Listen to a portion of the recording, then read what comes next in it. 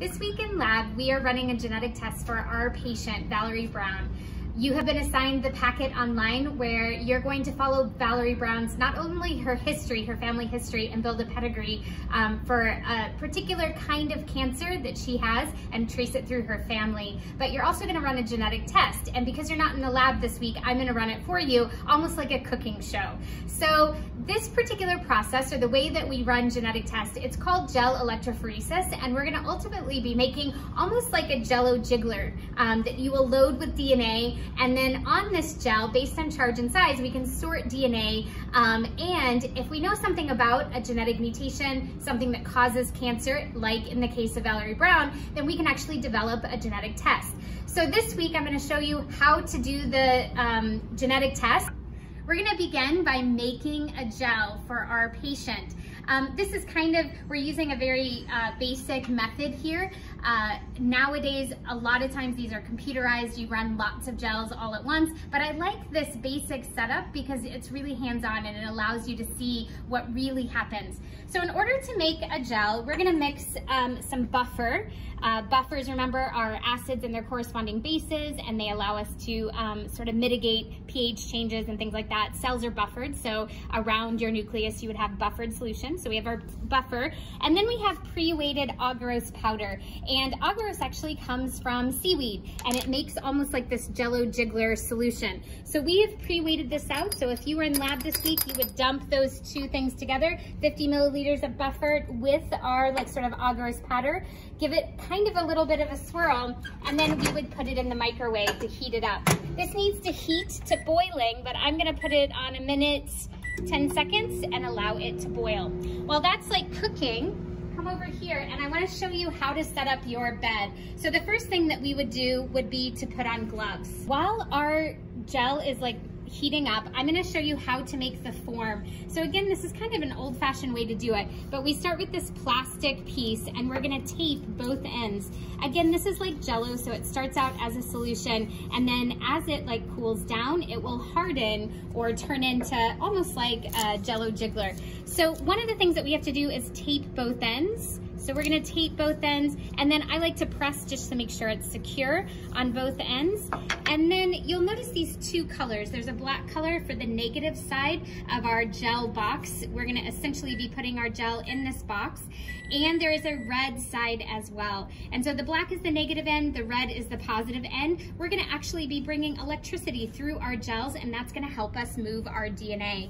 So I have some cooled down solution. You might have heard my microwave beep. And so what we're gonna do is put our comb in here. This particular comb is going to make some wells or some spaces for DNA to come in and be placed into our gel. And then this is already cooled down, so I am going to pour it in there. Now, we would wait about 10 minutes for this to set up. All right, this is a gel that I've just poured. You can see that it's clear. It hasn't hardened yet, but like I said before, agarose is a little bit like Jell-O, and when it gets to be cool, it solidifies and makes almost like a Jell-O jiggler. Once it's solidified, it is ready for us to use. Before we can use it though, we need to take out our comb. Our comb is actually gonna create some little holes, right, where we can load our DNA. And then we also have to pull off our tape from both ends. So the tape was only there to set our form of our gel. So once we have that, then we have a gel that's ready to be used.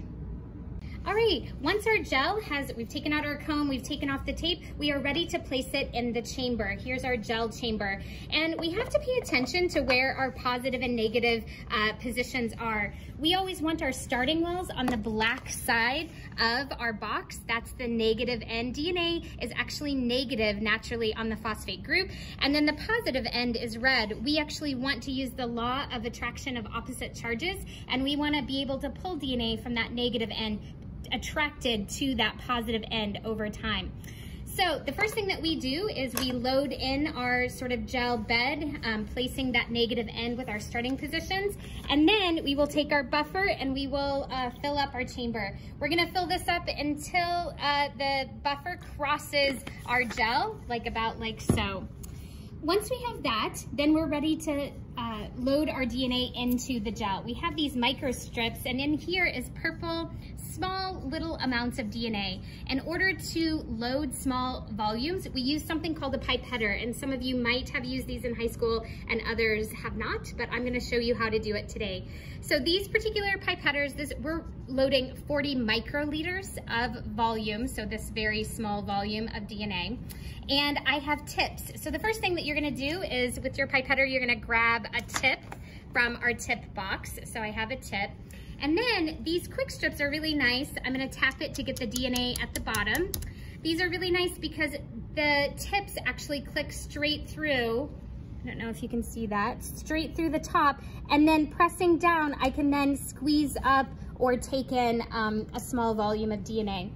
Then anchoring down, I can try to get that DNA right into this slit by compressing my little device.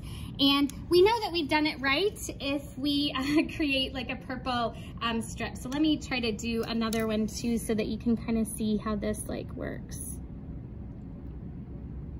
I don't know if you can see. The first time I actually clicked through the bottom of the gel and I saw it load underneath. And so we wouldn't want to see that. What we want to see is this purple slit.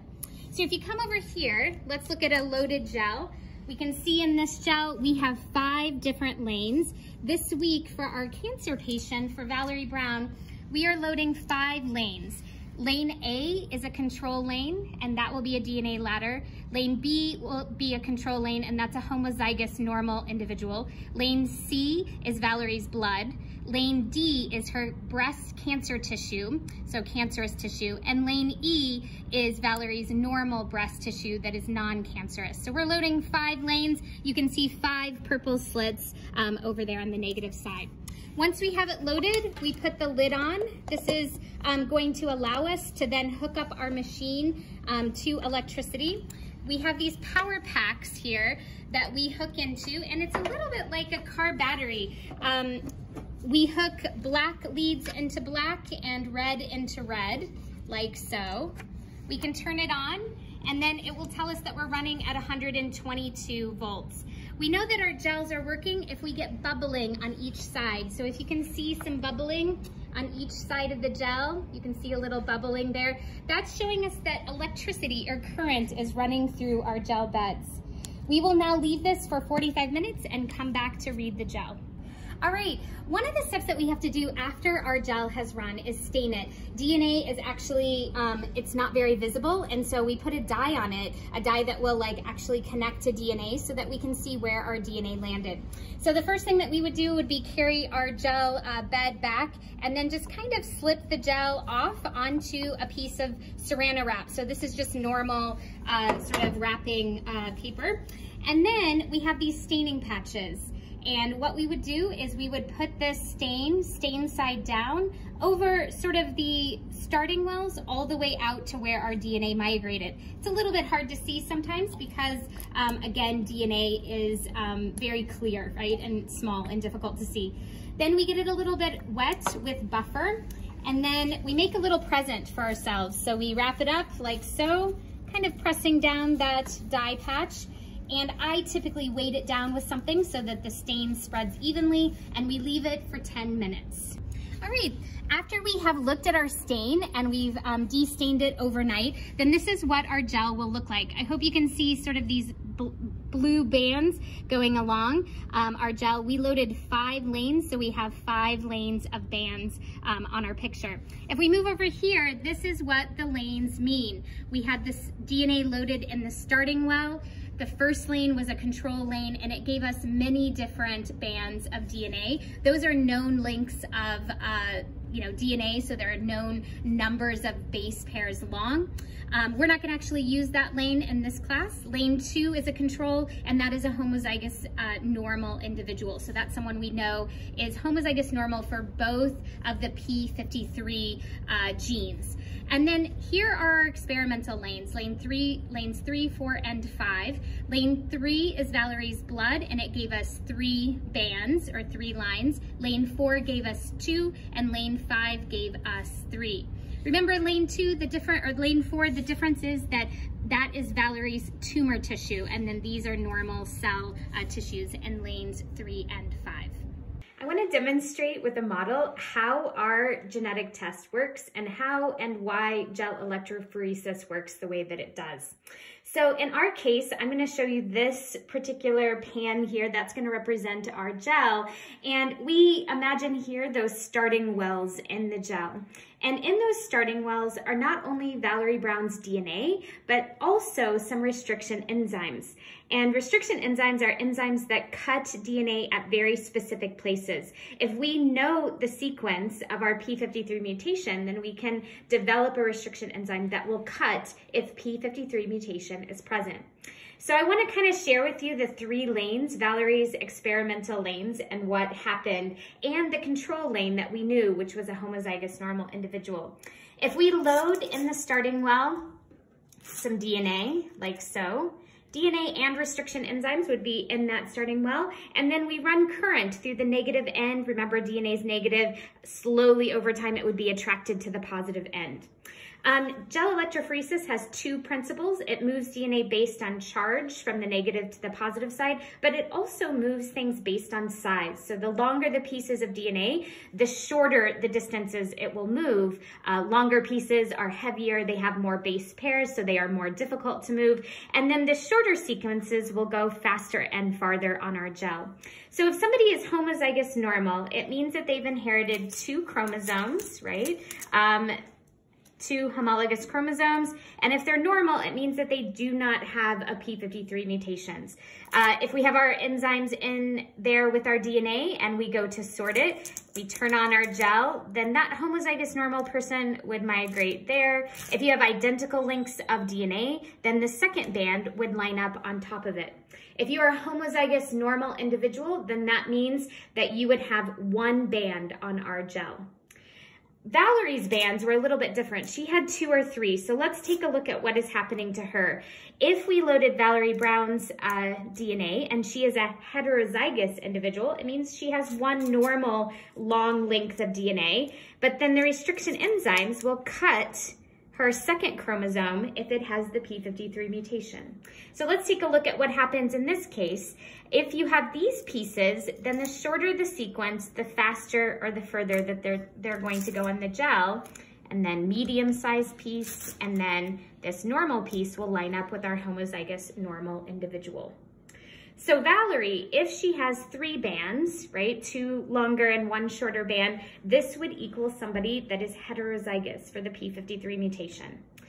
If you have cancer, that means that both of your chromosomes have a P53 mutation. It means that you've knocked out that particular chromosome. They would have it in the exact identical location. So that would create 4 pieces of DNA. Now these particular pieces are then, if we started our gel, they would be all loaded in our starting well, and then they would migrate out. But instead of having 4 pieces, because these are identical lengths, the 2 longer ones would stack on top of each other, the 2 shorter ones would stack on top of each other, and we would see 2 bands for someone with a P53 mutation in both of their chromosomes. So we would say this person is homozygous mutated. So remember, homozygous normal is 1 long band, it didn't move very far. Homozygous mutated is 2 short bands, and then heterozygous is where you get that 3 band pattern.